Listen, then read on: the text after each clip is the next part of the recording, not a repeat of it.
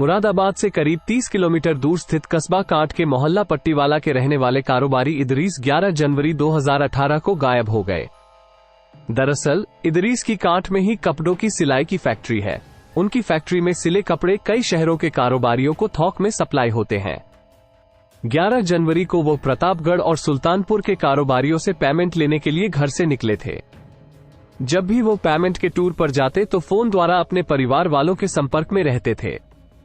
घर से निकलने के 2 दिन बाद भी जब उनका कोई फोन नहीं आया तो उनकी पत्नी कनीजा ने बड़े बेटे शहनाज से पति को फोन कराया तो इदरीस का फोन स्विच्ड ऑफ मिला।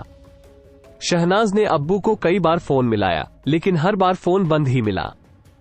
इस पर कनीजा भी परेशान हो गई। इदरीस की फैक्ट्री के रिकॉर्ड में उन सारे कारोबारियों के नाम थे व फोन नंबर दर्ज थे जिनके यहां फैक्ट्री से तैयार माल जाता था। चूंकि इदरीस प्रतापगढ़ और सुल्तानपुर के लिए निकले थे, इसलिए शहनाज ने प्रतापगढ़ और सुल्तानपुर के कारोबारियों को फोन करके अपने अब्बू के बारे में पूछा। कारोबारियों ने शहनाज को बता दिया कि इदरीस उनके पास आए तो थे लेकिन वो 11 जनवरी को ही पेमेंट लेकर चले गए थे। पता चला कि दोनों कारोबारियों ने इदरीस को 5 लाख रुपए दिए थे। ये जानकारी मिलने के बाद इदरीस के घर वाले परेशान हो गए। सभी को चिंता होने लगी। इदरीस ने जान पहचान वाले सभी लोगों को फोन करके अपने अब्बू के बारे में पूछा लेकिन उसे उनके बारे में कोई जानकारी नहीं मिली। तभी कनीजा शहनाज के साथ प्रतापगढ़ पहुंच गईं। वहां केएसपी से मुलाकात कर उन्होंने पति के गायब होने की बात बताई। एसपी ने इदरीस का फोन सर्विलांस पर लगवा दिया। इससे उसकी अंतिम लोकेशन अमरोहा जिले के गांव रायपुर कलां की पाई गई। ये गांव अमरोहा देहात थाने के अंतर्गत आता है। प्रतापगढ़ पुलिस ने उन्हें अमरोहा देहात थाने में संपर्क करने की सलाह दी। 30 जनवरी 2018 को शहजाद और कनीजा थाना अमरोहा देहात पहुंचे। उन्होंने इदरीस के गुम होने की जानकारी थाना प्रभारी धर्मेंद्र सिंह को दी। थाना प्रभारी ने शहनाज की तरफ से उसके पिता की गुमशुदगी दर्ज कर ली। शहनाज ने शक जताया कि उसके घर के सामने रहने वाली फरीदा और उसके पति आरिफ ने ही उसके पिता को कहीं गायब किया होगा। रहस्य से उठा पर्दा मामला एक कारोबारी के गायब होने का था, इसलिए थाना प्रभारी ने सूचना एसपी सुधीर यादव को दे दी। एसपी सुधीर यादव ने सीओ मोनिका यादव के नेतृत्व में एक जांच टीम गठित की। टीम में थाना प्रभारी धर्मेंद्र सिंह, एसआई सुनील मलिक, डीपी सिंह, महिला एसआई संदीपा चौधरी, कांस्टेबल सुखविंदर, ब्रजपाल सिंह आदि को शामिल किया गया। पुलिस ने सबसे पहले इदरीस के मोबाइल फोन की कॉल डिटेल्स निकाली तो पता चला कि इदरीस के घर के सामने रहने वाली फरीदा ने 13 जनवरी को इदरीस के मोबाइल पर 50 बार कॉल की थी। शहनाज ने भी फरीदा और उसके पति पर शक जताया था, इसलिए पुलिस को भी फरीदा पर शक हो गया। पुलिस ने फरीदा और उसके पति आरिफ को पूछताछ के लिए उठा लिया। उन दोनों से पुलिस ने इदरीस के बारे में सख्ती से पूछताछ की। पुलिस की सख्ती के आगे फरीदा और उसके पति ने स्वीकार कर लिया कि उन्होंने शहजाद की हत्या कर उसकी लाश बशीरा के आम के बाग में दफन कर दी है। थाना प्रभारी धर्मेंद्र सिंह ने इदरीस का कत्ल हो जाने वाली बात एसपी को बता दी। ये जानकारी पाकर एसपी सुधीर कुमार थाना अमरोहा देहात पहुंच गए। उनकी मौजूदगी में थाना प्रभारी ने अभियुक्तों को रायपुर कला निवासी बशीरा के आम के बाग में ले जाकर खुदाई कराई तो इदरीस की लाश करीब 5 फीट नीचे दबी मिली। पुलिस ने वो लाश अपने कब्जे में ले ली। जरूरी कार्रवाई करके पुलिस ने इदरीस की लाश पोस्टमार्टम के लिए भेज दी। फरीदा और आरिफ ने पूछताछ के दौरान इदरीस की हत्या की जो कहानी बताई वो अवैध संबंधों पर आधारित निकली। इदरीस की कांट में ही कपड़ों की सिलाई करने की फैक्ट्री थी। उसकी फैक्ट्री में फरीदा नाम की महिला भी सिलाई करती थी। वो इदरीस के घर के सामने ही रहती थी। उसका पति साइकिल मरम्मत करता था। अन्य कारीगरों के मुकाबले इदरीस फातिमा का बहुत ख्याल रखता था। इतना ही नहीं, वो अन्य कारीगरों से उसे ज्यादा पेमेंट करता था। इस मेहरबानी की वजह ये थी कि इदरीस फरीदा को चाहने लगा था। इदरीस की कोशिश रंग लाई और उसके फरीदा से प्रेम संबंध बन गए। इदरीस और फरीदा दोनों ही बाल बच्चेदार थे। जहां इदरीस के 5 बच्चे थे, वहीं फरीदा भी 2 बच्चों की मां थी। करीब 1.5 साल से दोनों के नाजायज संबंध चले आ रहे थे। इसी दौरान फरीदा एक और बेटे की मां बन गई। इदरीस फरीदा के छोटे बेटे को अपना बेटा बताता था, इसलिए वो उसका कुछ खास ही ख्याल रखता था। इदरीस फरीदा को बहुत चाहता था। वो चाहता था कि फरीदा जिंदगी भर के लिए उसके साथ रहे, इसलिए वो फरीदा पर निकाह करने का दबाव बना रहा था। उधर इदरीस और फरीदा के प्रेम संबंधों की जानकारी पूरे मोहल्ले को थी। फरीदा के पति आरिफ ने भी फरीदा को बहुत समझाया कि उसकी वजह से परिवार की मोहल्ले में बदनामी हो रही है, वह इदरीस से मिलना बंद कर दे। उधर इदरीस के पिता बाबू ने भी इदरीस को समझाया कि वह क्यों अपनी घर गृहस्थी और कारोबार को बर्बाद करने पर तुला है, फरीदा को भूलकर वह अपने परिवार पर ध्यान दे। लेकिन इदरीस फरीदा के प्रेमजाल में ऐसा फंसा था कि उसे छोड़ने के लिए तैयार नहीं था। उसके सिर पर एक ही धुन सवार थी कि फरीदा अपने पति को तलाक देकर उसके साथ निकाह कर ले। वो यही दबाव फरीदा पर लगातार बना रहा था, पर फरीदा ऐसा करने को मना कर रही थी। वह कह रही थी कि जैसा चला आ रहा है वैसा ही चलता रहने दे। घटना के करीब 15 दिन पहले जब रात में फरीदा के पास इदरीस का फोन आया तो फोन की घंटी बजने से आरिफ की नींद खुल गई। फरीदा लिहाफ के अंदर ही इदरीस से बातें करने लगी। किसी किसी फोन के स्पीकर की आवाज इतनी तेज होती है कि पास का आदमी भी बातचीत सुन सकता है।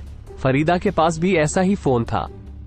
वो अपने प्रेमी इदरीस से जो भी बात कर रही थी वो आरिफ भी सुन रहा था। इदरीस उससे कह रहा था कि वह अपने पति आरिफ को ठिकाने लगवा दे।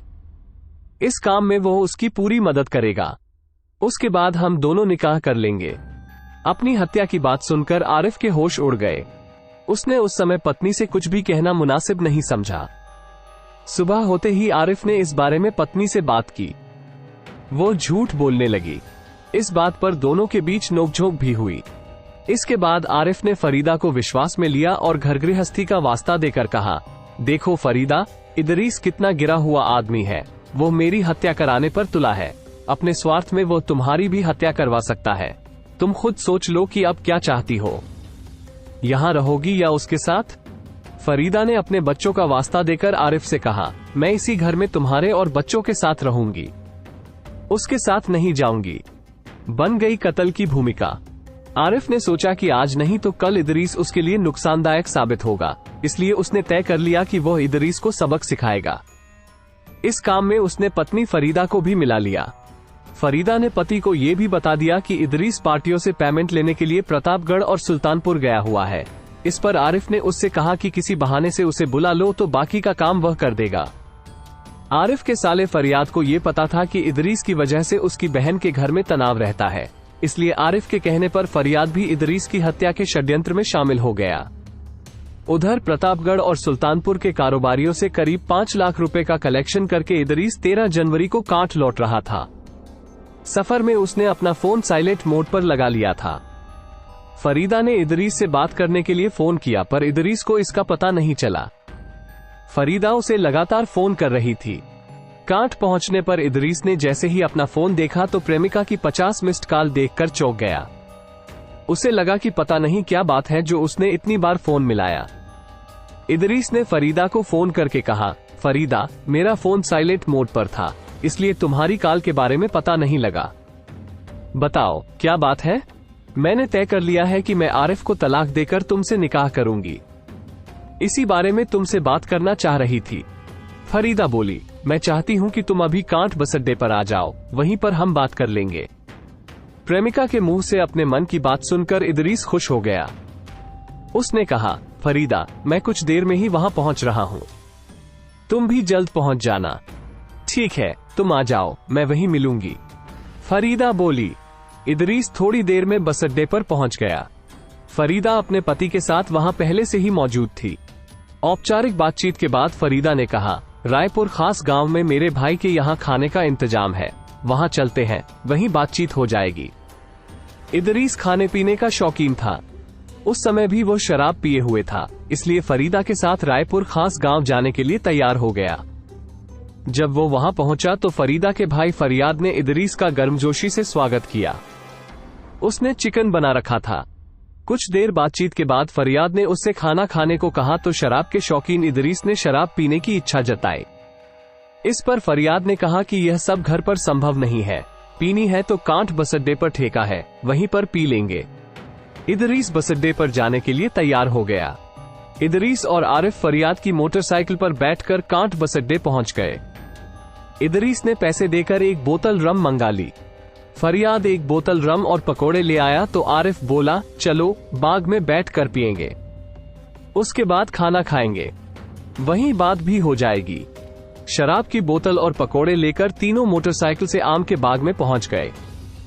बाग में बैठकर तीनों ने शराब पी।